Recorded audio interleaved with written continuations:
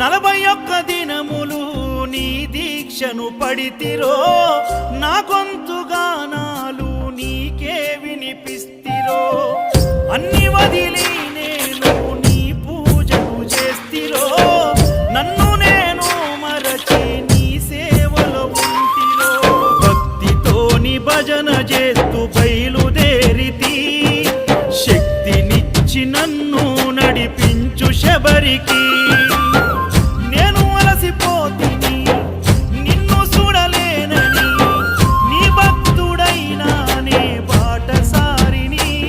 క్షణముండలేను తండ్రి నేను తల్లడిల్లిపోతి, ఈ పాదయాత్రలో నీ దరి కాననైతిని. ఎంత దూరం